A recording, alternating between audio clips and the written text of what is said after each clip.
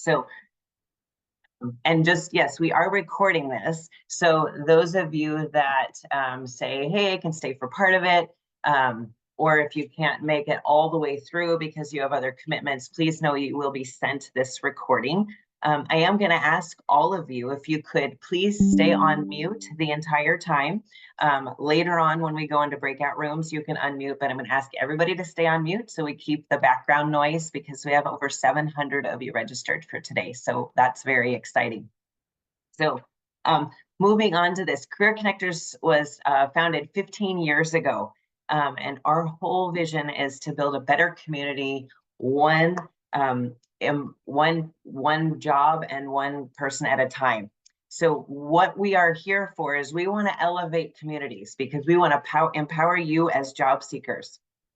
One of the things you'll find as you hear from our founder and CEO later today, this was founded really with a heart to really help and support those people like you that are on the line today. So we're excited that you're here with us. Next slide, please. Here's a little bit about, just want to go over some housekeeping things. Questions. If you have questions, I am going to ask you to drop them in the chat. Right now in the chat, I'm going to ask you a question that I want you to put in the chat. I would like you to put a 1 if you're currently employed. I want you to put a 2 if you're currently unemployed. And I'd like you to put a 3 if you're employed, but you're searching. So a 1 if you're employed, a 2 if you're unemployed, and a 3 if you are employed, but putting your big toe in the water to see what else is out there. For your best display today, if you look up at the top of your screen, you're going to see view options, usually speaker view, because that puts the speaker in the big box, or you can do gallery view where you can see some other people. So that's kind of, I think you're going to have your best option there. Please, if you haven't, I think most of you already added your industry and kind of what you're looking for, and I kind of mentioned that earlier. And here's the best part about today. Besides this incredible content that you're going to get, we are going to get to go into breakout rooms. We have our certified professional coaches. They are resume writers, they're coaches, they're career coaches. Best Companies is going to be here today. And LearnKey, which is an online platform to really upskill. And I know so many people right now are asking us, hey, how can we upskill? How can we upskill? And they have all kinds of industries you can upskill in. So please stay tuned for those. We do have closed captioning. To find closed caption on the bottom of your screen, there's a button that says more. If you click on that, that is where you will see the closed captioning. And then here's the agenda for today, just to give a quick, really quick overview. We are going to go right into interviewing with confidence in just a minute with our main keynote. Then we're going to have a secondary keynote, which you are definitely going to want to stay for. Jessica Pierce, our founder and CEO, she's going to be talking about branding. And then I'm going to quickly go over some resources. We have some upcoming hiring events. We have additional resources and other monthly webinars that you can take advantage of. And then we're going to go into breakout rooms, which I just talked about. And there's the list of the breakout rooms that are going to be there today. So without further ado, I am delighted to introduce you to Carmen Payne, who is the owner of SOAR Transformational Life Coaching and is a professional and personal development coach with 25 years experience in the areas of leadership, coaching, mentorship, training, and project management. Prior to making her leap from 25 years in her corporate career, Carmen traveled the world and facilitated workshops, even as she developed, tested, trained, and partnered with Fortune 500 companies to develop integrated IT solutions. I think Carmen was a little busy. Carmen obtained her ICF accredited coaching certification at the Southwest Institute of Healing Arts and with the Quorum Success Coaching Academy. Carmen also holds a certifications in neuro-linguistics programming and timeline therapy and is a certified Ad Heart facilitator. Her services include professional coaching, workshops, consulting, and speaking. Carmen's origins come from the beautiful island of Malta, and she grew up in the UK before moving to the US about 10 years ago.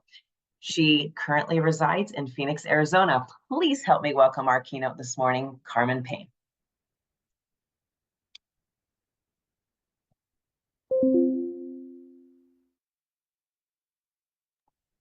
Carmen, you are on. I think you might be on mute. Thank you. Thank you, Joey. I was having technical issues. Sorry about that, everybody. Now I'm trying to see if I can get my mouse to work. Yes, it's working. All right. Thank you, Bree. All right, so I'm so excited to be sharing this talk with you all today. And I can see many of you have turned your cameras on, which is great. So I can see your lovely faces. And I'm also going to be monitoring the chat because just to give you some warning, I will be asking you some questions so that you can feel free to put your answers in the chat so I can monitor them and see how you're responding to those questions that I'm going to ask you throughout the duration of this talk this morning. So before I get into the content of my presentation, I just want to kind of remind you of a couple of things, okay?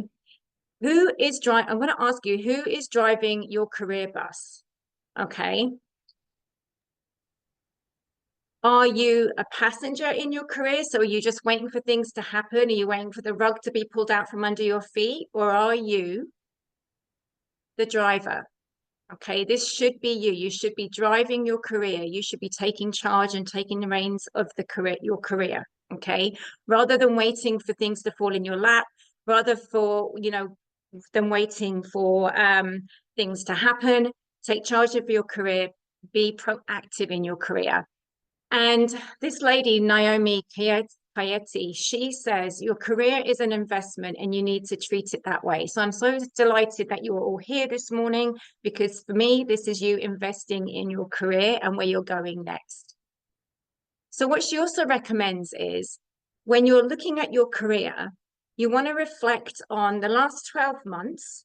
You know, what did you enjoy about your last 12 months? What would you want to do differently going forward? And then put a plan in place so that once you've put your plan in place, you can plan slowly to move fast, because that way you can put into effect everything that you want to put into action. So that could be things like upskilling, learning a new skill, pivoting. Maybe it's an entrepreneur thing for you, right? Whatever you want your career to look like, you can put that action into place. And I would always say, start now, right? Don't wait. Even if it's as simple as picking up a book and reading a book about something that you want to learn, especially now where AI is so prevalent right now and a very sought after skill. So let's get into the nitty gritty. All right, so I'm going to ask you, what is an interview in its essence? Put that in the chat for me. How would you describe an interview? And I'm going to be looking at your answers in the chat. So in essence, there's no right or wrong answers, so don't be shy. Exchange of information, thank you. Selling yourself to employer, mix of skills, assessments, and behaviors, yes. Lydia says her bus went over a cliff a few years ago. Getting to know you, yes. It's all of these things that you're putting in the chat. It's like dating. I love that. Trying to decide if you want to get to know one another. Exactly. Right. So a lot of us think that an interview is where we're going to be judged, right? And it's almost like we give all our power away to the interviewer. But I want to remind you that an interview is a two-way street, right? Like some of you have actually put in the chat. It's you assessing them and them assessing you. So you're on an equal platform when you go into an interview. It's not that they have more leverage than you or you have more leverage than them. It's an equal platform, right? So when you're going into an interview, it's a conversation. You are getting to know each other. Are you a good fit for them? Are they a good fit for you? And all that good stuff. So what is I want you to put this in the chat. What is one of the first things that happens in an interview? And again, I'm going to be monitoring the chat. Okay, eye contact. Introductions. Yes, you tell them about yourself. Yes, I love all this interaction. Yes, a smile. Yes. Handshake. Yes. All right. It's like you know what's in my presentation. So you want to keep calm and introduce yourself.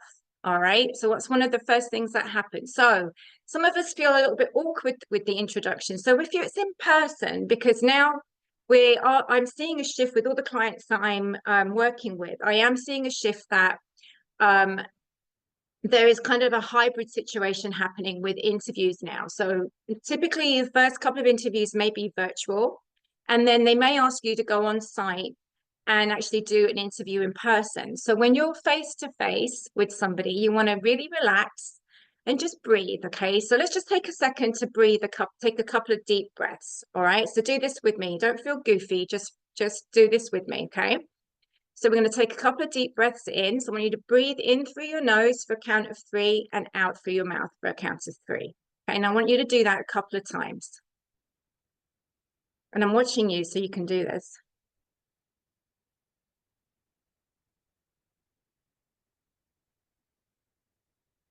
Okay, so never underestimate the power of your breath, okay? Your breath is going to help you with your confidence. So what your breathing does, it helps to ground you and put you back in your body. So if you're very nervous about an interview or you're excited even, okay, you want to be calm and relaxed when you're when you're presenting yourself, okay, for the first time. So just roll your shoulders back, relax, and just breathe. And even remember to breathe between your responses. Okay, if you don't take anything else away from this presentation today, just remember to breathe during your responses, because what that does for you is it oxygenates the blood cells, it sends more oxygen up to the brain, so that way your brain needs oxygen to think clearly. All right, so when you feel like you're stuck on an interview response, just breathe and you'll find that your thoughts will organize themselves for you and the right response will come forward for you. Okay, you remember that amazing style that you wanted to say for that particular interview question, and I'll go into that in a second. So when you're going back to introduction, so greet, good morning, repeat their name if they've mentioned their name to you, and then you repeat back, my name is X, very nice to meet you, shake their hand if it's in person, and of course check any safety protocols that might be in place still with some organizations. Now, I've learned this from a body language coach. She mentioned to me that you want to meet the same pressure that they give you when you're handshaking. This is a question that comes up all the time. What kind of pressure should I give during a handshake? Okay, just meet their pressure. All right, and then that way you don't have to overthink it. All right, moving on. So we're going to go through a number of different interview questions, and again, these have all come from the most common questions that my clients have struggled with, or that I've also seen online that people struggle with. So we're going to go through the top few that kind of get people a little bit flummoxed during an interview question. Sorry, during the interview. Okay. So these are the kind of questions that we're going to go over today. So what is your greatest strength and weakness? Tell me about yourself, describe a time when, give or share an example, these behavioral type questions or situational type questions. And then tell me about your last job, your current employer, and why did you leave your last job? So we're going to go through some tips rather on how to answer these questions so that you really shine. Okay, will my slide advance? All right, just want to make sure, yeah. Sorry, I've got a bit of a delay on my side, so bear with me, please. All right, let's start with the first one, which is what are your greatest weaknesses and what are your greatest strengths? Okay, now what you want to do here is some people get stuck with thinking, I don't know what my weaknesses are. I don't know what weakness to share in an interview because I don't want it to jeopardize my chances of getting the job. Okay, so when you're thinking about a weakness, I want you to kind of reframe it into what areas do you want to grow in?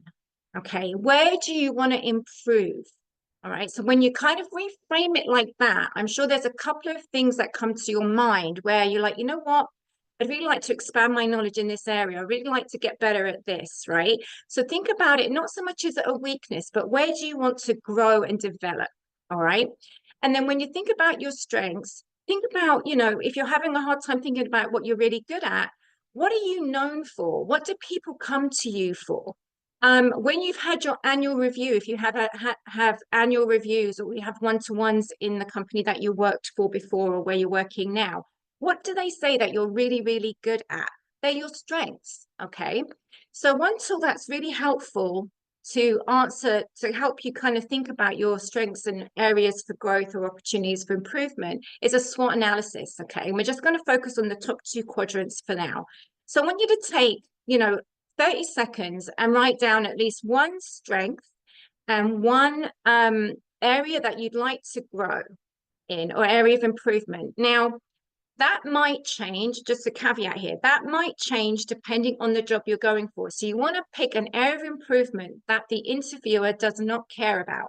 Okay, you want to be strategic in which area of improvement or opportunity for growth that you're saying in the interview, that so it doesn't raise a red flag. Okay, so just take 30 seconds to write down what is one of your great strengths and what is an area that you'd really like to grow and improve. And I'm going to look at the chat to see what, and if you feel brave enough, put them in the chat.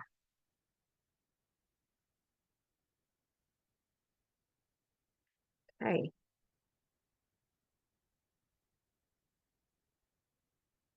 Can everybody hear me okay? Because I got the message that it may be a bit choppy, the sound. So hopefully you can. So people are saying leadership strengths, public speaking, communication, note-taking, SQL programming. Awesome. Problem solving. Love it. Love it. Somebody wants to interrupt during a meeting so I don't forget my make a note of that. All right, mentorship, energy, results. Brilliant. Awesome. So what this is telling me, if I was in the interviewer's shoes, is that you've actually taken the time to do some introspection and thinking about where you're really great and where you'd like to improve. And that's really what the interviewer is looking for here, right? Have you done that introspection? Please don't ever say in an interview, I don't have any weaknesses, okay? Please don't ever say that. That's really going to raise red flags for the interviewer because it makes them think certain things about you in terms of your growth mindset, okay? So you want to start with, if they ask you, tell me one of your strengths and weaknesses, you want to start with your weakness first and end on your strength. Why am I saying that? Why would you want to end on your strength when you're giving that response? Again, put that answer in the chat. Why do you want to end, when you're answering the weakness and strengths question, why do you want to end on your strengths? End on a strong and positive note. Yes.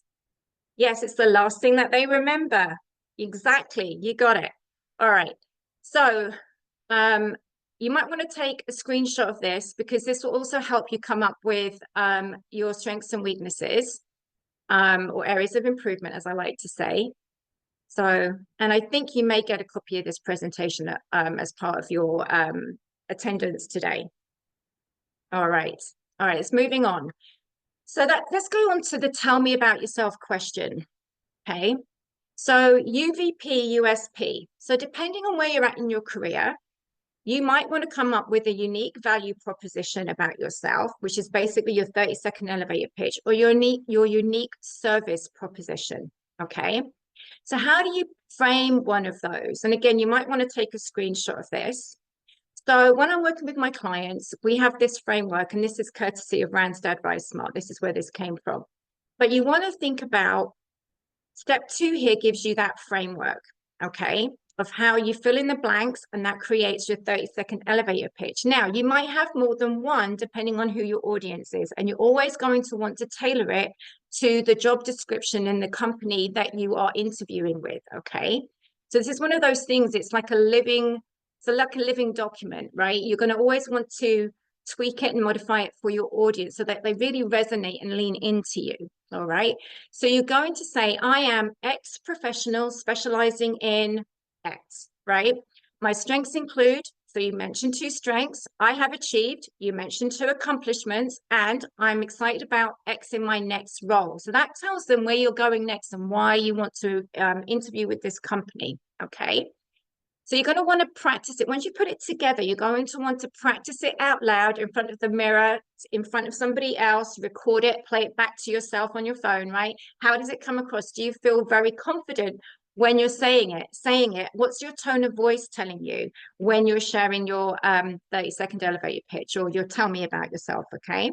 Now, you can use this to answer that question in an interview. You can use this when you are networking, right?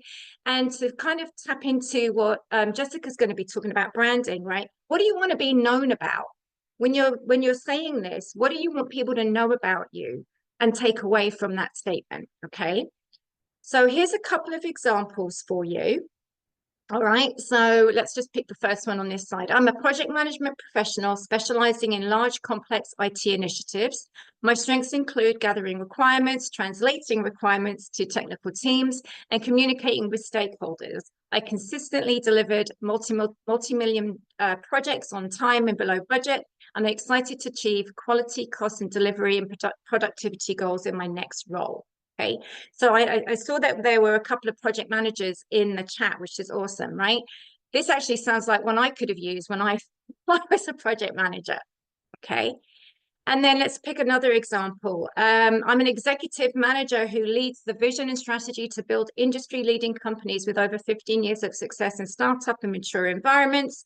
I make an impact when brought into challenging environments where a sense of entrepreneurship and innovation is key. I drove 3 businesses to reach successful IPOs, and I'm excited to leverage my expertise in startups in my next role. So you can see this one is tailored for somebody who's really looking to work in a startup, okay? So this is really going to be important for you to have ready to go when you answer that tell me about yourself question, okay? Having issues? There we go. All right, so we're moving on to these 2 questions. Tell me about your last current job or ex-employer, and why did you leave your last job? So first one, tell me about your last current employer. Now, this is really going to be key when you answer this question, that you're monitoring your body language, especially if there was any negative reasons for you leaving your last position, or maybe you worked in a toxic environment, or you had a toxic boss, all those kind of things. Okay. I work with clients on this quite a bit because I can see in their face when they're answering this question what they're really saying.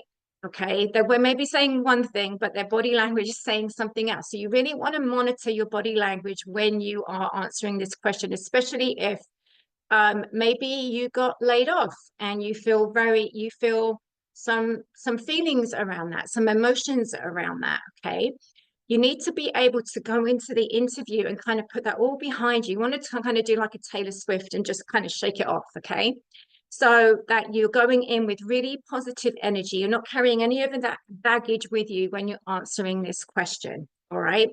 And then why did you leave your last job, right? Again, if you have, how many of you I just want to know in the chat, if you don't mind, how many of you been laid off either recently or in the past? Yeah, quite a few of you, right? So there can be some confidence issues as well when that happens to you, right? So you don't want to bring that into the interview with you. When you're answering that question, right, you can say something like, you want to have an exit statement ready to go. All right. So, and I also want to remind you of this. This came to my mind the other day when I was thinking about this. All right. Being laid off is not a reflection of your self-worth or self-value in your ability to do the job. Stand in your power and remember who you are and what you bring to the table. Remember, you are the whole table, okay? So it's mostly a business decision, right? Why people get laid off. It's nothing to do with you personally. So you need to kind of, again, shake all that off and just be very factual about why you left your last job. So you can say something and keep it concise. It doesn't need to be war and peace, right? You can say, I was one of the X number of people that were impacted by the downsizing, the layoff, the reorganization, the acquisition, and so forth. However, I'm really excited. This gave me an opportunity to think about what am I going to do next, and then you can go into why you applied for the position. So you want to keep it very fact-based, very concise, and very end on a positive. Okay. All right, so let's go into behavioral questions.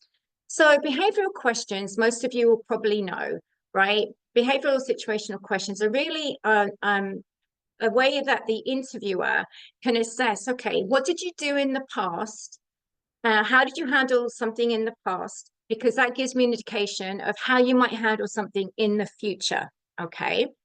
So behavioral questions. Come on, slide. All right. Okay. Usually start with something like, can you give me an example of a time when? How did you handle this? Have you ever had? Can you share a time when? Or can you describe? Can you tell me about, right? They start like that. Okay. And you've all had these in interview questions. Okay. So here's a couple of examples.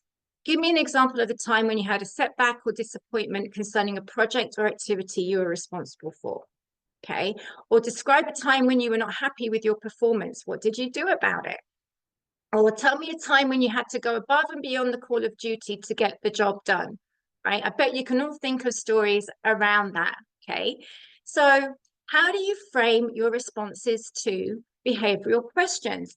Well, you probably are familiar with this. Some of you may be familiar with the STAR framework. And what I love about this is it allows you to shine.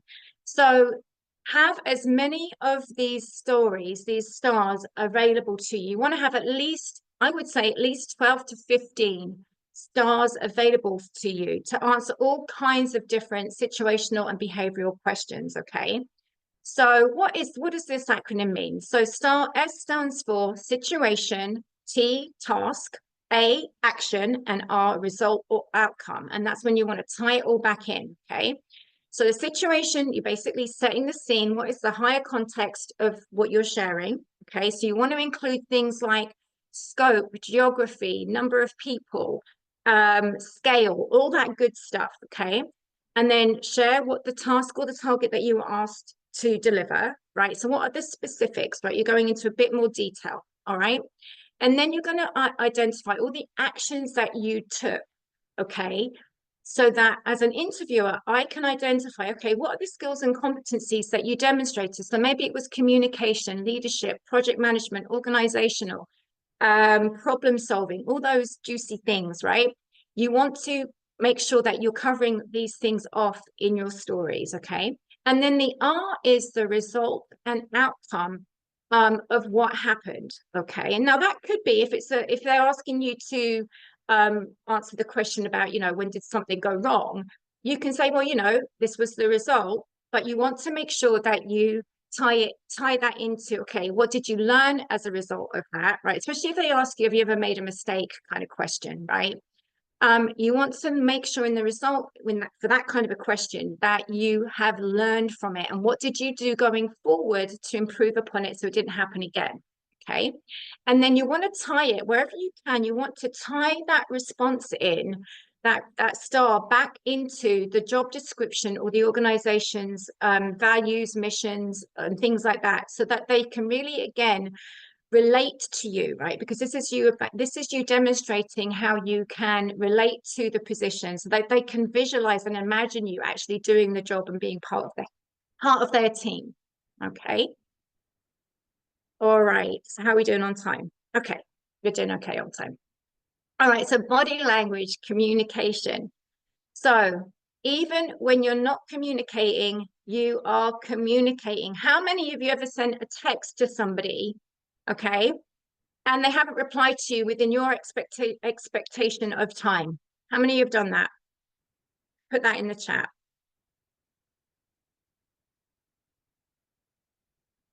Yep. Right. You're probably thinking things like, God, they're ghosting me, they're ignoring me, right? You're kind of mind reading, right? And imagining why they haven't responded to you yet. Somebody said yes right now. That's funny, Harvey.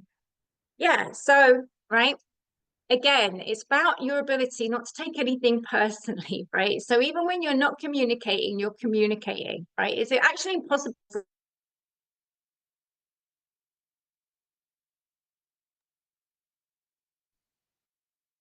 I think Carmen froze. Carmen, are you there? I know you have another line up. Oh, I'm here. there you go. You're back. I'm back. Oh, I wasn't frozen on my end. Sorry about that. It is telling me my internet connection is unstable though. So let me know if that happens again, okay? I'm sorry, everybody. I don't know what you heard me say last, but I'll carry on because I want to be conscientious of everyone's time. So where was I? So even when you're silent, you're still communicating, okay? So when you look at this picture on the top,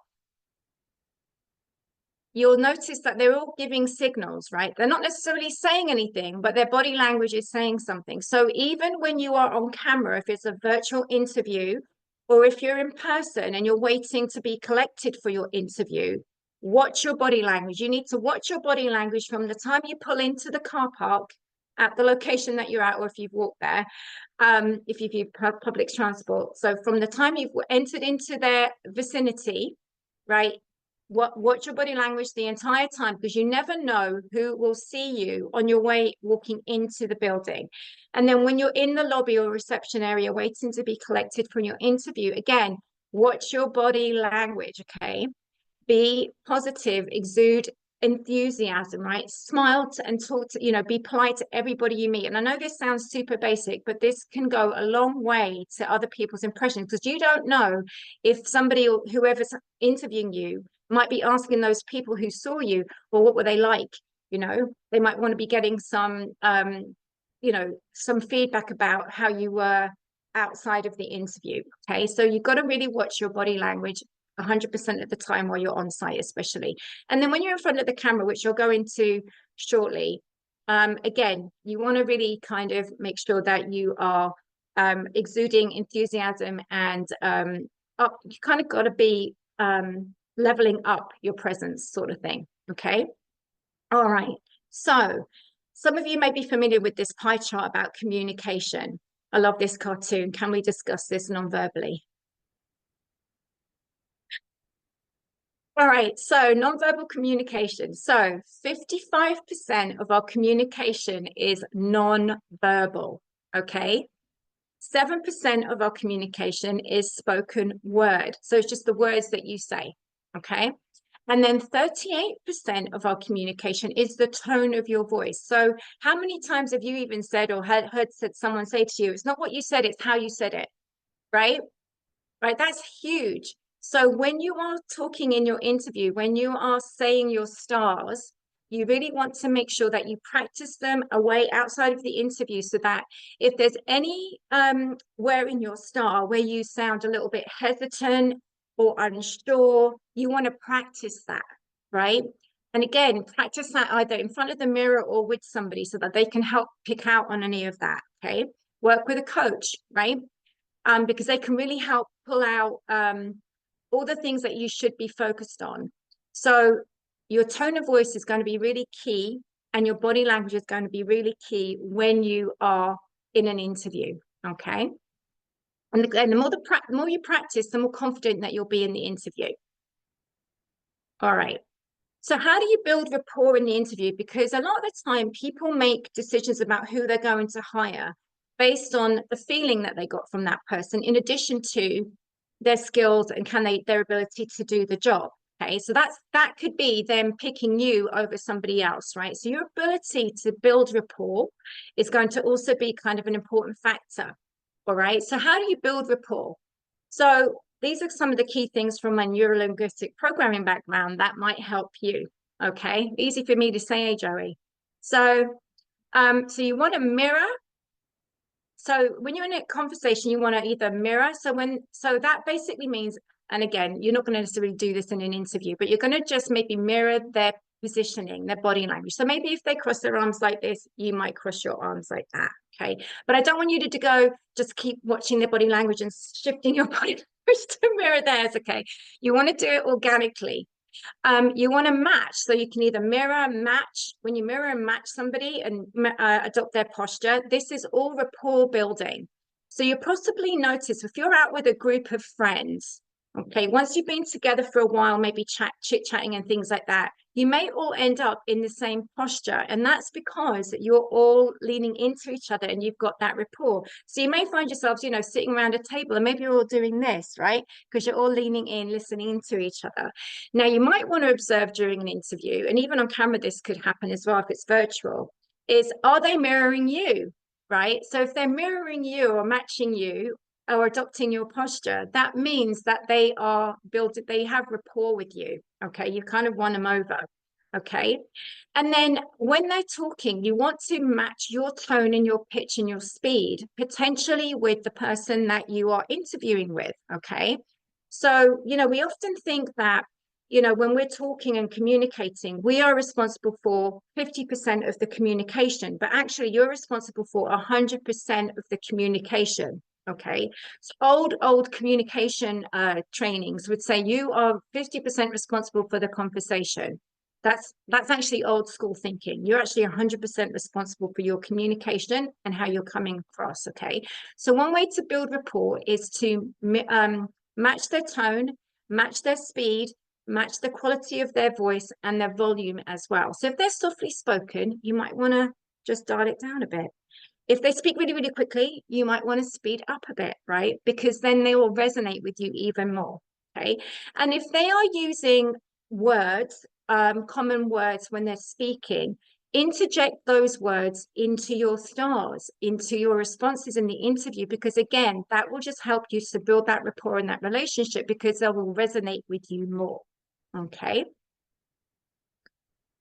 All right. So body language, confidence. So in an interview situation, you kind of want to get your Beyonce on, right? So that could be whatever that means to you, right? So it could be you might want to power pose. All right. So I'm of a certain age. So these were my superheroes when I was growing up. Okay. So you might want to power pose. Who's heard of power posing? Put that in the chat. Anybody heard of power posing? Yep, Christy says she has. Megan does too. Ken, awesome. Jennifer, yes. Okay, wonderful. So these people who are saying yes are aware of the power of power posing, I hope, right? So before I go into any situation where I feel I might be judged or I'm a little nervous or anything like that, so doing this talk, for example, right? I will go and power pose for a couple of minutes and I will do it in front of the mirror. So for me, my power pose is this or this. Okay. I don't know whether you can see me because I'm too short for the camera, but right. So I've got my hands on my hips and I've got my feet hip width apart and I'm basically adopting like the Superman pose right there. Okay. And I do that for a couple of minutes in front of the mirror and I focus on my breathing. Okay. And I just get calm and I just say over and over in my mind a mantra. Okay, now for you it might be I have value, I've got what it takes, right? Whatever it might be, or it could be a theme song of yours. Okay, so maybe there's a song, like I love the music that was being played at the beginning of today's Career Connectors, right? It really got me in the zone, it got me really uplifted. So you might want to play a song that right just gets you in that groove, gets you in that flow and just lifts you up energetically, right? So that you really feel like, okay, I'm in my zone now, I got this. Okay, doing that for a couple of minutes will really help boost your confidence, because what power posing does is it increases your testosterone, which is your confidence hormone, and it decreases your cortisol, which is your stress hormone, right? And it helps to just ground you and get you in your body so that you're not up here feeling all these chaotic thoughts, but you're grounded in your body so that when you come to the interview, you're coming from here, right? You're coming from this space and not from this space, okay? So that your heart and your brain are in coherence, all right? And that you're using both the power of your heart and the power of your brain, your mind, to answer your interview questions, okay? All right, so what does body language in relation to confidence look like? All right, so you want to maintain an assertive posture. All right, so you don't want to be closing yourself off, you want to be open, right? So that makes you approachable. Thank you for sharing that talk, Tina, on from Amy Cuddy. I love that talk. And thank you, Tina, you reminded me to say that in the talk today. Yes, if you want to know more about power posing, watch Amy Cuddy's talk on TED. Brilliant talk. You want to consider power posing if you want to help to increase your confidence. And then again, watch your hands. Now, I use my hands a lot when I'm speaking. That's just part of how I am. But you don't want to be like maybe playing with your hair or doing something with your hands that's distracting. okay? And then pay attention to your face. So that goes back to if you have any negative thoughts or memories of something that may trigger you in an interview when they ask you a certain question, you want to make sure that your face doesn't betray you. Okay, so you want to make sure that you are practicing those questions ahead of time so that you can look at your face in the mirror when you're saying those questions. So you're not rolling your eyes or like, right, when they ask you that question, not doing anything to give any red flags or concerns to the interviewer. Okay. Maintain appropriate eye contact. Now, this could be a cultural thing as well, right? So if you come from a culture where eye contact is not a thing, if you're interviewing here in this country, you might want to think about doing eye contact that's comfortable for you. If you grew up in this culture, of course, eye contact is viewed as, if you don't give eye contact, it could be seen as negative, right? Because you could be perceived as being dodgy or mistrusting or something like that. You might come across like that. You don't want to do that, right? So you want to keep appropriate eye contact if you can, right? If that's comfortable for you. You don't want to kind of like, I'm going to go to the camera now. You don't want to do that, right? You don't want to be in their face with your eye contact, but just natural, organic eye contact. And again, we talked about mirroring to build rapport. And then if you are a fidgeter, again, I notice this a lot when people are in interviews, if they're sitting down in a chair that swivels, they might start doing this in an interview on their chair, which is super, super distracting. So if that is you, don't sit in your chair, stand up and do the interview like I'm giving this presentation standing, because I am one of those people that will swivel in my chair, right? So stand up. If you have a pen that does this, don't be, and again, it could be a nervous thing, right? Don't have that pen, all right? Just be very mindful of what are your fidgeting habits and work on not doing those during an interview. All right. Okay, so I'm going to give you a video checklist real quick, just to kind of help you if you're doing a lot of virtual interviews. Okay, and some of you may know this because we've been working in a virtual environment for quite some time, many of us now, especially with remote being the way it's taken off. So again, just to give you some reminders and some refreshers, all right? So when you have a virtual interview, make sure that you have the software downloaded ahead of time and you test it, okay? And again, I've got a bit of a delay here on my side, so I apologize. I don't know whether it's that. Okay. If they've given you login credentials or a URL to log into, keep it to hand. Make sure you don't delete that email or lose that email. Keep that information to hand, okay? Make sure that whatever device you're using, it supports the platform that they're using, okay? And if it doesn't, get someone's, beg, borrow, and steal someone's that does, all right? Test the technology, all right? So that you feel super confident, get used to how it works because they all work a little bit differently. All right. Make sure that you have an excellent Wi-Fi connection. It sounds really ironic me saying that today, but make sure you have an excellent Wi-Fi connection. Normally, I hard wire myself in, but I'm in a place today where I'm not able to do that. But if you're able to hardwire into your your Wi-Fi box and your router and things like that, do that because that will give you a really strong, stable connection. I've got like a 20-foot cable that I usually use. And of course, obviously, right, do the interview in a place where there are no distractions for you, right? Quiet area of the house, tell anybody that you live with, hey, look, I've got an interview at this time, help them to help you help them to help support you, okay, during that time. You want to make sure that as much as best as you can, you don't have a distracting background behind you. Okay, so for today's call, this meeting, I closed my curtains because I didn't want you to be distracted by what's on my back patio, okay? So again, make sure you clear any clutter behind you because you want the attention to be on you, all right? All right. Have your stars. So if you've written out your stars or you've put them on sticky notes, right? I say to my clients, look, put the key points of your stars on a Post-it note and stick them on your Stick them on your laptop screen or somewhere where it's obvious, not too obvious that you're going to just glance at them, okay? Just so that they trigger your memory, all right? Have them to hand.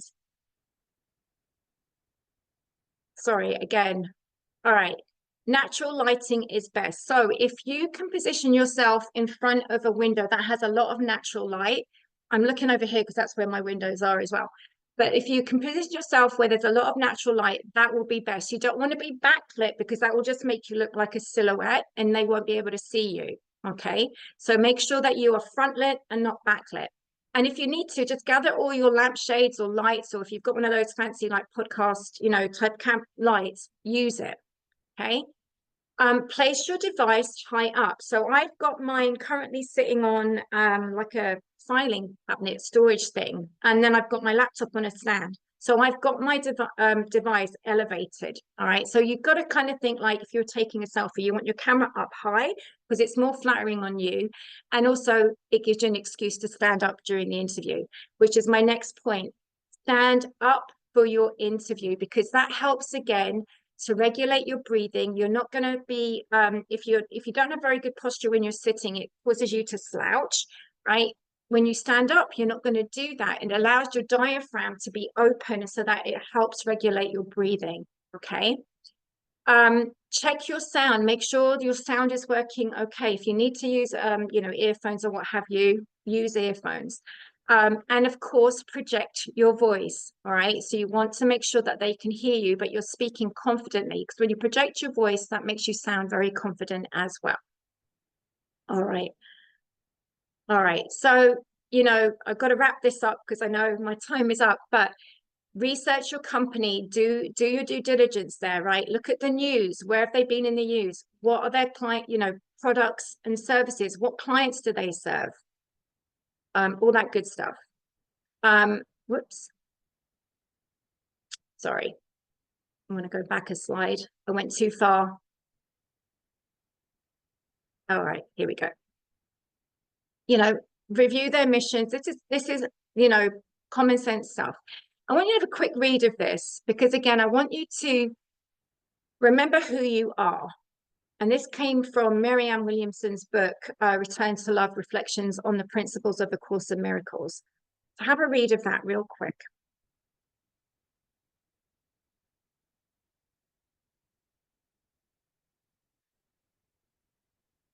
Okay.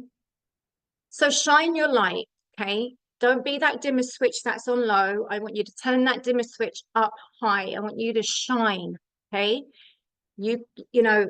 That's what's going to get you the interview. If you go in and you're just shining with your inner light, all right? The reason we call stars is because you are the star, right?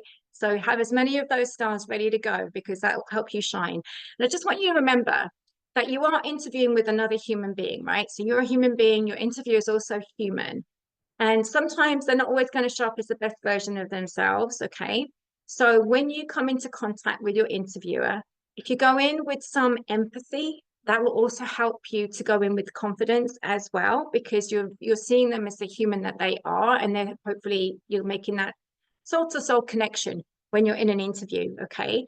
So remember, everyone you meet is fighting a battle that you know nothing about. Be kind always. Thank you, everybody.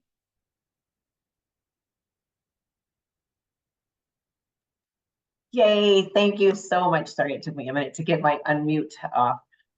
Thank you, Carmen. What an amazing, amazing talk. So I am going to breathe in for 3 and out. And I'm going to introduce myself because I never did it when I said hello to all of you this morning. I am Joey Richardson, the Executive Director of Career Connectors. What a phenomenal talk. Here's my challenge to all of you based on what Carmen just said. Can you spend, after the event today, can you spend 15 minutes working on your value prop so you can, within 30 seconds, share with people who you are? And to get you moving, I want all of you to put your hands up just like this. Come on, everybody. I know I can't see half of you. Put your hands up like this. Now, I'm going to count down from 5, and I want you to show me your best power pose. 5, 4, 3, 2, 1. Power pose. All right. Okay, good. I just wanted to get you moving. So before we go into our next speaker, I want you to drop into the chat in one word, if you could describe your brand, what is it? One word that describes your brand. Go. See it in the chat. Okay. Chat going. Okay, here they go. Look at that. Very nice. Oh, look at all of that. Resourceful, powerful, energetic. Nice. Great. Okay, keep reading those. I'm going to introduce you to our next speaker. Jessica Pierce is a visionary leader and a tireless advocate for career empowerment. Jessica serves as the founder and CEO of Career Connectors, who has served over 70,000 individuals through their intricate maze of the job search market, and is the second largest networking organization in Arizona. Jessica's keynote talks ignite motivation and empower job seekers to seize control of their careers within their current organizations or as they venture into new territories. With a unique blend of leadership insights, networking finesse, and an unwavering commitment to empowerment, Jessica captivates audiences and equips them with tools to navigate the complexities of professional world, as well as unlock their full career potential. Her outstanding contributions have earned her the multiple recognitions, including Outstanding Women in Business by Phoenix Business Journal, and A Woman Who Moves the Valley by the Arizona Foothills Magazine. Her professional endeavors, Jessica leads a life guided by purpose and faith. She enjoys she finds joy in traveling alongside her husband, Mark, and her 3 adult/teenage children, cherishing the moments that enrich her journey, both personally and professional. Please help me welcome our founder and CEO, Jessica Pierce. Hello, everyone. I'm so excited to be here. I love that I get to speak today. I'm usually emceeing, so when I get the chance to spend a few minutes bringing some content, it warms my heart. So thanks for being here today. You're in the right place at the right time. And I just want to start off by saying, I know many of you are actively in career transition right now, and many of you are also kind of stepping into those waters, either by choice or not by choice. And so wherever you are on your career journey, it's going to be okay. It's going to be okay. You probably are going to find something or do something that you weren't expecting. And I just want you to know it's going to be okay. There is a job market out there. For those of us, if you're sitting behind the computer screen and applying and applying and applying and applying, and you feel like there's nothing out there, I hear you. I remember being there. But there are opportunities out there. I have to tell you, when I launched Career Connectors 15 years ago, I didn't launch with a plan. I didn't launch for a reason other than I wanted to help a couple people write a resume. I was working at Intel for 10 years. And I remember when I was 24 years old, I walked in the door at Intel. I remember walking in and going, I'm going to retire here. And lo and behold, 10 years later, Intel said, no, you're not.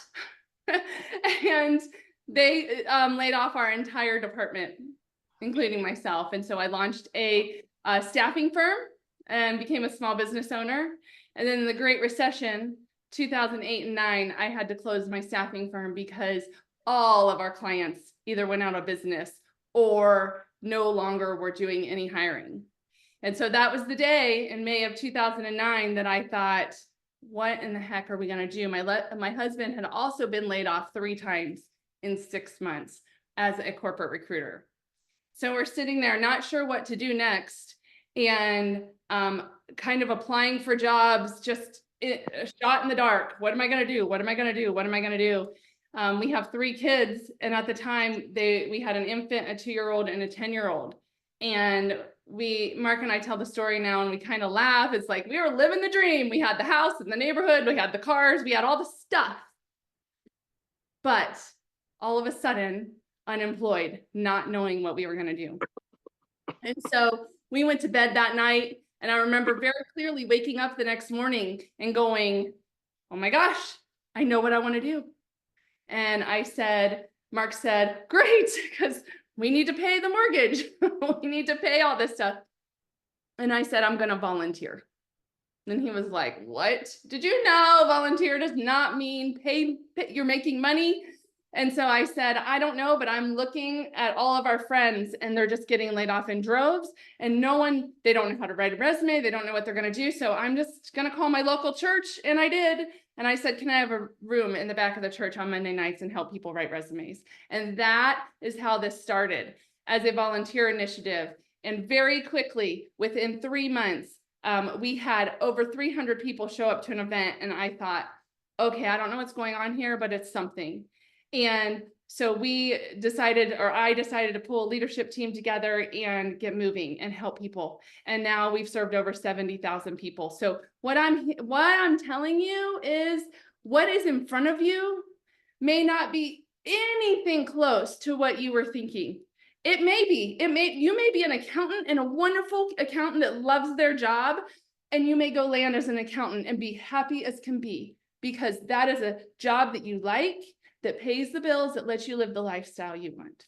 But some of you are on the call today sitting over here going, I know what I'm doing is not what I want to do. And how do I get from here to here? How do I move? How do I pivot? How do I change careers? Or my career is no longer a thing. It's just not out there anymore.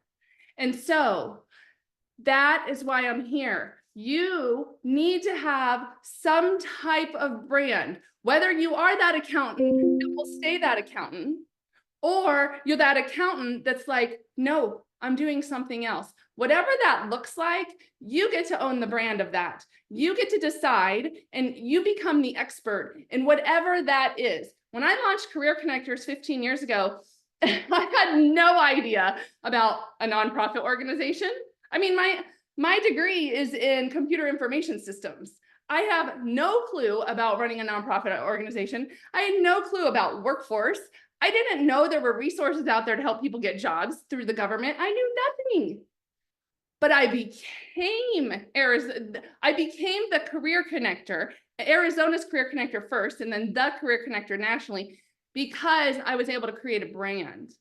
Your brand is how people know you. It's your reputation. It's what you bring to the job or the career that you're looking at. So I want you to understand what a career brand is, and why it's important as you job search. Because as you define who you are, as you say, hey, this is who I am or who I want to be, and this is the type of roles I'm going after, then when somebody goes and looks you up, they're going to see you're talking about that topic. You have written an article about that topic. Your social media says that you do this stuff. You comment on people online about that topic. So you must know what you're talking about. So it'll help you identify what types of roles you're going after, what interests you, and then you can then create a strategy around it. Okay, so I want to give you the definition first. Personal branding is the practice of marketing yourself and your career as a brand. It involves curating and conveying your values, skills, experiences, and personality to the professional world. It's a vivid indication of the best you have to offer, the performance, contributions, and value people can expect to you. And I was looking at what you guys were posting about a word. Whatever that word is, that word can start to create your brand. And so whatever it is that, let's go back to the accountant. As an accountant, are you loyal? Are you obviously responsible? But is there something unique about you being an accountant that you can create into a brand? And we're going to walk through a process. I only have, about 15 minutes today, so we won't get into the full thing, but I will give you a good indication of where to start and where to go.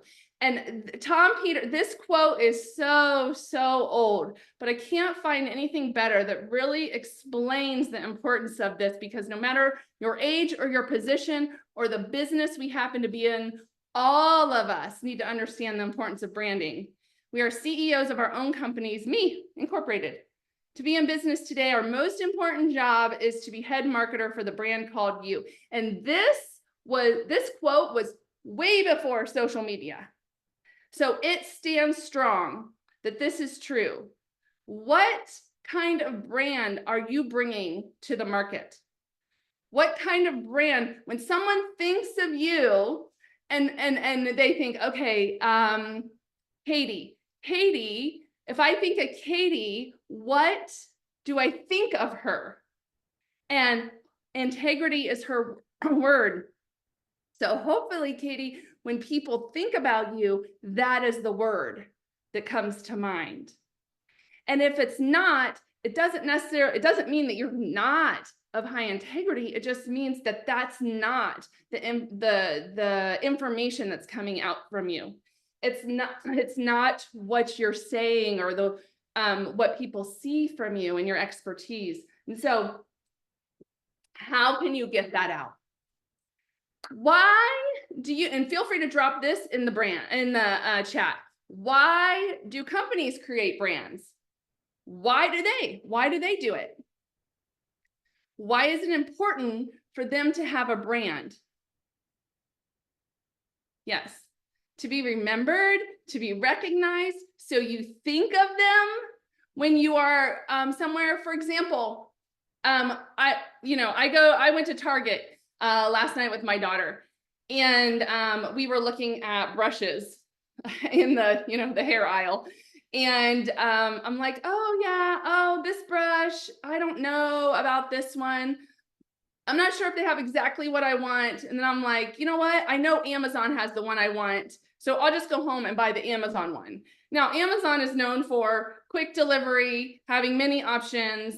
So Amazon came to my head right away. I'm standing in Target looking at a brush I can buy, but I think, I'm going to go to Amazon because I know exactly what I want. I'm just not sure. So they have this idea, love them or hate them, Amazon, you know what they're about, quick delivery of products that you want right away. So that's what they're going to do. They haven't said they're the best quality. That's not what they've said. They have said they're quick delivery of products you want right away. So what about the best brands you know? I would love to hear some of yours. Drop them in the chat. What are some of the best brands that you know? And again, you're not advocating for them, but you think of them, you know them. They come to mind. Good. Yes. Apple, Adobe, Body Shop. Great. Apple, Target, of course. Wegmans, fun. Microsoft, Nike. Yes. You guys get it.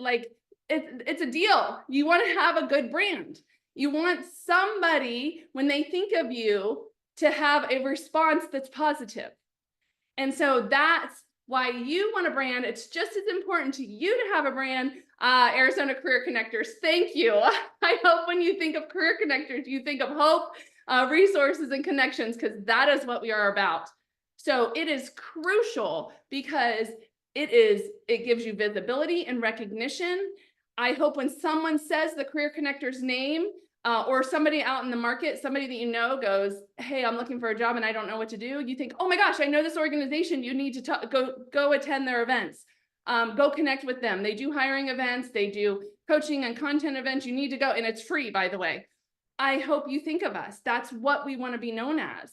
And so you need to be known as for something, so that you can get the visibility, you can get the recognition. When someone says, I want to hire somebody like this, somebody goes, I know the person. And so it will bring career opportunities to you. Once you're aligned, your brand is aligned. So it also brings trust and credibility. Anyone that knows me, they're going to know, oh, Jessica probably knows what she's talking about when it comes to networking, when it comes to careers. You can go talk to her. And even if she's not the one that's going to meet with you, she'll let you know, and you can trust what she says. That's what I hope happens when someone says my name. And what is it when someone says your name? What do you want them to know or think? What kind of expertise? And then also what kind or expertise, credibility, and then also from a soft skill standpoint, integrity, honesty, loyalty, whatever that is. What are the things you want people to think? And I'm just going to respond to something in the chat right now.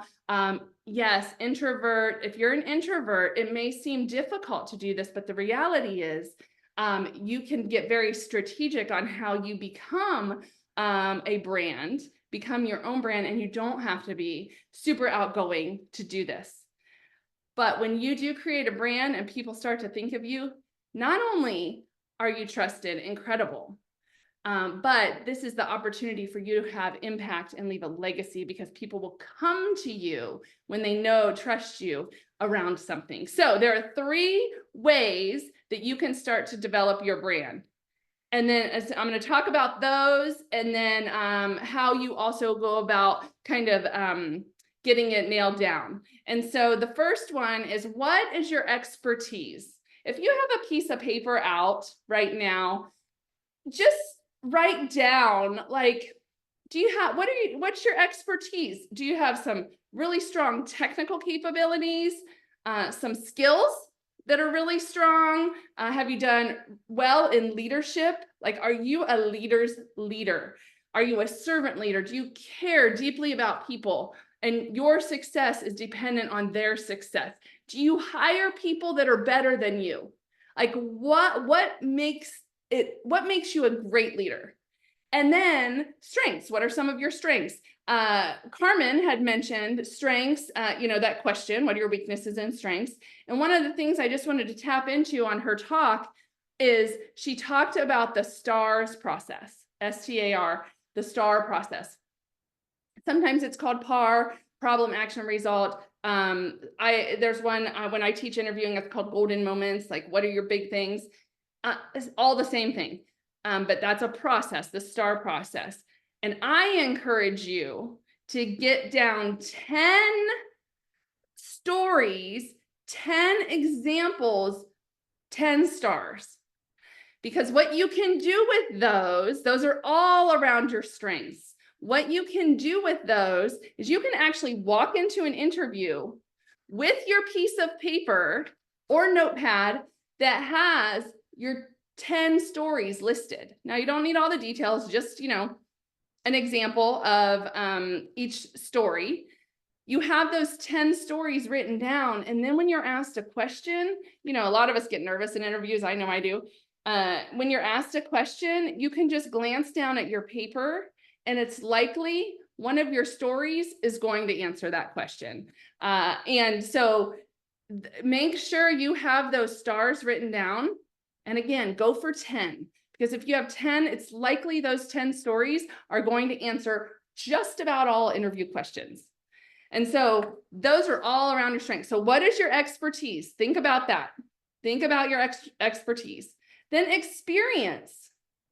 What are the experiences you've had that you liked and that you were good at? It could be your job. It could be full-time or part-time. It'd be contract work. Has someone come to you and said, can you help me with this? Whether it's paid or not, a friend, hey, can you help me with this? I get people all the time that come to me and say things like, I don't know what I'm going to do. Can you just meet with me for a few minutes so we can talk through it? And a lot of times these are women that have been in corporate America, and that actually men too, women and men that have been in corporate America for a long time, and they just don't want to do that anymore. They want to maybe launch a business, or they want to work for a nonprofit, or they want to do something different for maybe their second half or whatever you want to call it, but they want to do something different. And so these are people that have regularly over the years come to me. Can you help me think through this strategy? Like, what is it? What are people coming to you for? When you get a phone call from a friend and they need help with something, what are they coming to you for? This can be volunteer experience. It can be if you've done any interns and externs. What is your experience that aligns with how you want to brand yourself and what you want to do in the future. You don't even have to think about it how you want to brand yourself. Just think about what is it that you've done before that you want to do a version of in the future. And so I'm giving you homework. I'm going to give you homework. And the next piece of the homework is going to be write that down. You're going to write down your expertise. Then you're going to write down your experience. And then you're going to write down any education you have around what you want to do. So do you have any degrees, schooling? Do you have any certifications? Certifications are a big deal right now. Or any kind of training. And the cool thing is, even if you don't have training, if you have done something that you really enjoy and you want to do in the future, but you don't have any training around it, the cool thing is there's tons of online free trainings right now. And you can go out, you can YouTube tons of videos around something you want to do, and you can become then the expert in that area.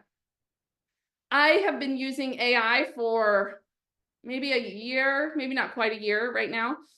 And just because I've been testing it out, using it and learning about it, I'm not an expert at all, but I know a lot more about AI than a lot of people. So they're coming to me asking questions and I can speak about it. So learning, doing some training about something can help you become an expert or really knowledgeable in an area. So your self-assessment is to write down things in each of these areas, your expertise, your experience, and any education you have that help you and think through your brand, what you want to do and where you want to go. All right. And then after you have that list written down, and the ideas will start to come to you. Okay, I am an accountant. I do enjoy that. I'm really good at relationships and I'm really loyal. I'm going to kind of be, I think I'm like a relational accountant. So maybe I want to work at a company that really cares deeply about people. And that's what I want to do. Or I want to own my own business and I want to go help other small business owners, because the thing about being a small business owner is you manage everything. So if I have an accountant that will come to my house or meet with me on Zoom and really cares about my business and helps me set it up for success, then that's the kind of accountant I want to have. And so once you get that list together, then you start to get feedback from friends, from mentors, maybe colleagues, and you start doing some research around other people in that field. So what I do as somebody who's in the career and workforce space, I follow experts in workforce and careers because I want to know what is the best of the best out there right now. And so I go and follow those people on Instagram, on LinkedIn, Google search, all of it. I go to events, I go to conferences in those areas because I want to know that what I'm teaching, what I'm talking about, what I am sharing is the best of the best. And I can only do that by keeping up on what's going on in the market. And then think about your image. After you kind of figure out your brand and what you want to be and where you want to go, what do you look like? Do you match that? Do you show up that way? Where we live, I live in Arizona, super casual here. Everywhere we go, people are in shorts and sandals. It's just how it is. And so, but I know that a lot of people from the East Coast, it's, dress is a little bit higher. They're not necessarily showing up. I did an Instagram post, or maybe it was LinkedIn, recently about interviewing and showing up to an interview. And I recommend showing up image-wise, dress-wise, one step higher than the people. And I said, sometimes in Arizona, or sometimes that even might be jeans and a nice polo shirt. And somebody said, you should never show up in jeans at an interview, which is fine. That's their opinion. But I also found out they were living in Massachusetts. I'm in Arizona, where if you show up and you're super overdressed, they'll be like, oh, that's not a match. So you got to really think about what you want to portray about your image. And it's based on what is your brand. So the things to do specifically on LinkedIn are become that brand, start utilizing the words of your brand in your profile, engage on posts and make posts that show that you are the expert in this area, even if you have to go do some research. I mean, I am a workforce expert. I am a career expert, but that doesn't mean I know everything there is to know. When Joey and I were working on some grant stuff this week, we were looking at what is the current unemployment in Arizona, and it's 128,000 people in Arizona right now are unemployed. I didn't know that off the top of my head. But I knew where to go to get it. So I had to go get the information. That's what we're talking about. You don't have to know everything about everything, but you need to research and be able to go figure that out.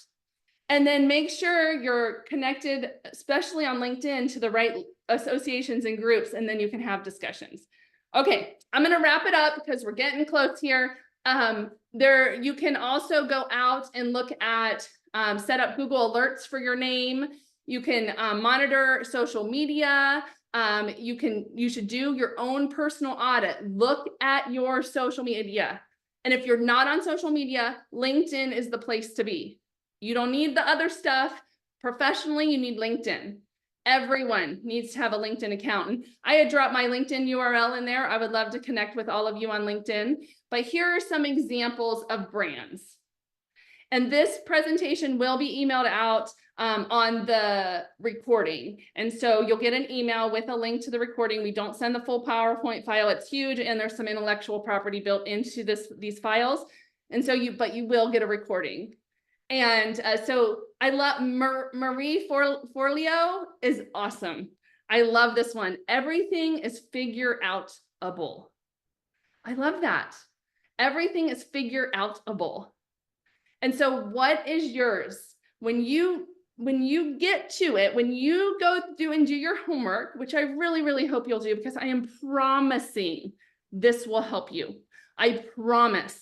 Because the clearer you get about who you are and what you can do and what you bring to a job, the better the opportunities, the better the match, and you'll actually be thrilled with what job you land. And you can do this in a couple days. It's not like this takes you weeks and weeks and weeks. Make it important, do the homework, and then try to come up with 3 to 5 words that explain your brand. Who are you and what you're about? Thank you for being here today. If you have a QR, if you know how to use a QR code, grab your phone, scan the QR code. I'm active on LinkedIn, and then I'm active on my own speaking Instagram called Jessica Pierce Speaks. And every day I am pushing out content around careers, branding, networking. Those are my main topics. And so I would love, love, love to connect with each of you on LinkedIn and Instagram. And remember, do the homework. Do the homework. Write down what's your expertise, write down what's your experience, and write down the training that you've had. Because again, I promise it works. Because once you define really who you are, then you're going to be able to talk about it. And you're going to be able, and people are going to start thinking about you in that way. Thank you all for being here today. We appreciate you. Great, wonderful. Thanks, Jessica. There's a couple of questions in the chat. If you don't mind, I'd love to have you answer for us. If you could best articulate soft skills as a strength, how would you do that as a brand? Because that's someone's soft skill, or that's their strength. Yeah. So, for example, there were some in there around integrity, inspiring, hope-filled. And so the way, for example, I'll just use me because I know me the best, right? Like, you know, you the best. I know me the best. And we saw even in some of my examples here, there were some soft skills examples. Here we go. Innovation. Sorry about that. Innovation and revolutionize. Elon Musk, of course. Live your best life. Oprah Winfrey. So she's all about, you know, empowerment. Mine is hope and inspiring. Like, so I'm on social media, or when I'm out networking or talking to people, just in general, authentically that's who I am. Like, I really want the best for everybody. So my messaging is all around, you know, what's hope filled. It's truth, but it's also hope filled. So if I'm going to tell you something that's not great, like, you know, unemployment is 128,000 in Arizona right now. Yeah, that stinks. And there's tons of jobs still out there. So no matter what, I'm going to lean on the hope-filled side and the optimistic side, because I know that's the truth. The truth is you can be both optimistic and hope-filled and tell the truth. So that you kind of have to live your soft skills. If I am trying to have that kind of brand, but I'm out there posting all the negative stuff and, you know, just going down that path, then that's not who I am. So you have to live those soft skills for them to show. Nice, great. I love the point you were making, that everyone really needs to be authentic to who they are, not only to live it, but how do you communicate it? Second quick question is, when you have so many skills and capabilities, how do you brand yourself? How do you choose what's your brand? That's great. So what I encourage you to do is do the homework, right? And then see if there's a theme. See if there's an area that comes up multiple times. And that's one. But the second part of that is, what do you like? Like, of that list, what do you enjoy? Because not all of us are going to land our dream job. That's just not how it works. But you can land a job you like, and it allows you to live the life you want to live. So what is it that you like? Those two things. Great. Thank you. Thank you. Well, everyone, we are almost ready to jump into breakout rooms. Thank you so much to Carmen and Jessica for just bringing such rich, really great content. Those ladies, folks, have given you some homework to do. So please make sure you do work on your value prop from Carmen. Please spend some time on the things that Jessica just invited you into. Remember, you will get this copy of this recording. So please watch it if you need remembering or you need some reminders on what you have to do. So we're going to go into just some really quick things before we jump into breakout rooms. We have an event survey that we are going to have, Wendy's going to drop into the chat. Please fill this out. This will take you less than 30 seconds, but here tells us to keep doing these events for free. We are asked constantly who we're serving, and more people want to fund us, and that helps us tell them who we're serving, because we just want to offer so many of these services to you for free.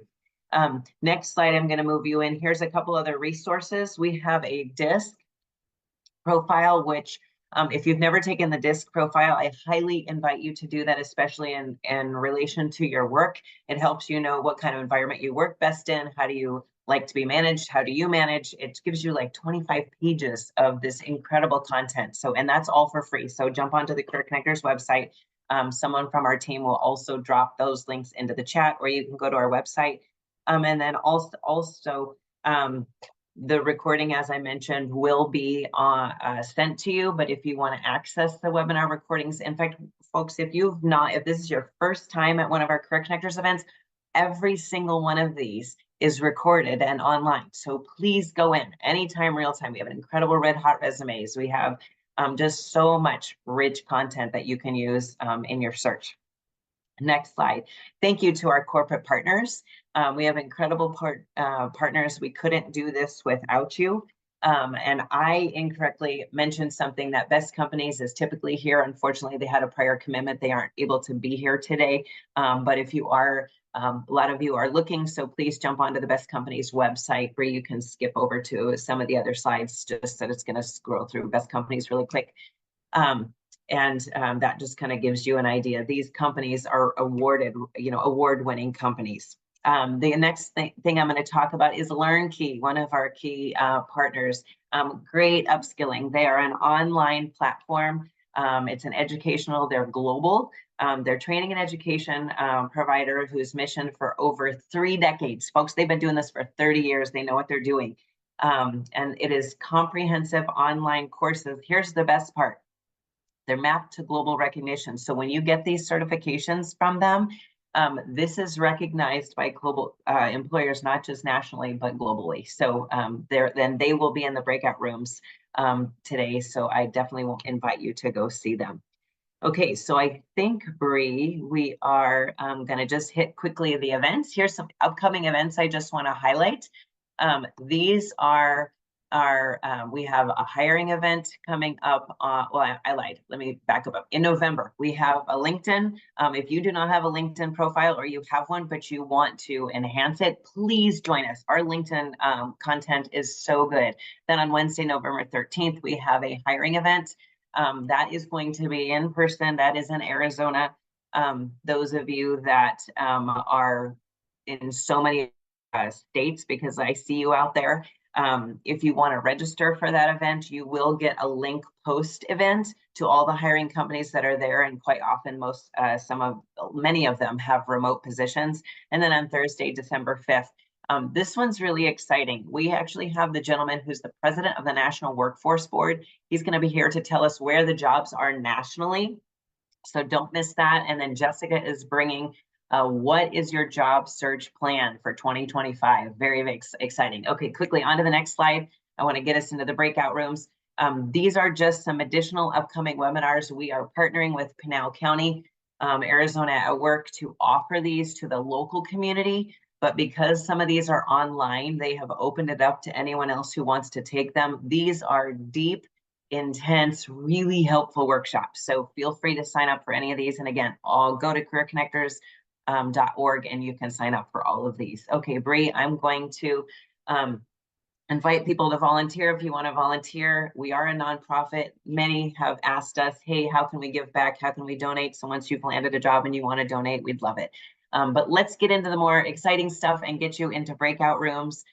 Bree will show the slide of the breakouts that are going to be there, and she will talk you through what to do next. Go ahead, Bree. Before Bree kicks off, can I just add a couple things real quick? Of course. I thank you all for hopefully doing the survey. And we are giving away a gift card for the survey. And so we're waiting for our team to text us. If you did not fill out the survey, please do so. It really helps us. And then just to reiterate what Joey said, there will be an email coming out that will include links to the webinar, links to the DISC assessment and all the resources. And so make sure you're looking for that. And I just wanted to throw another plug in there.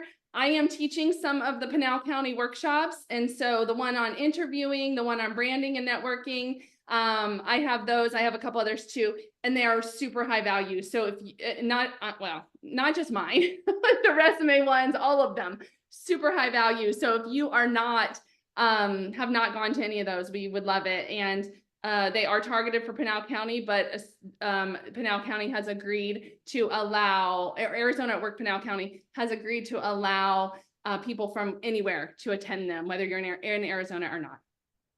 I'll go ahead and announce the winner, Joey. Is that okay? Please. This is so cool because this person has been a huge advocate the last couple of weeks of our program. So I'm really super excited that the winner today is Corey Ledbetter. Corey. Our admin will be here today. I think she's coming later this afternoon. So I'll make sure she reaches out to you to get you your gift card. Okay, Joey, anything else to add before you throw it to Bree? Nope, over to Bree. Let's Thanks, get into Joey. breakout rooms. Okay, so I'm about to open up the breakout rooms in your Zoom kind of like toolbox. You'll see in your toolbar, you'll see breakout rooms. And as soon as I open them, you'll see a list of all the breakout rooms. There's about 7. Sorry about that. And what you'll do is you'll hover over which room you want to join, click join. And the same way you enter a room is the same way you go into another room. So let me go ahead and open all the rooms right now. If anyone needs any help getting into a room, just let me know. Thank you. Bree, can you take me off as owner? Breakout rooms aren't coming up for me, and I think that the view is why. I know, it's so weird. Okay, let me see really quick. Jessica, I can put you in your room. Oh, let's see. I need to stop. I think our mouses were getting crossed. That might be it. Okay, I see him now. I see him.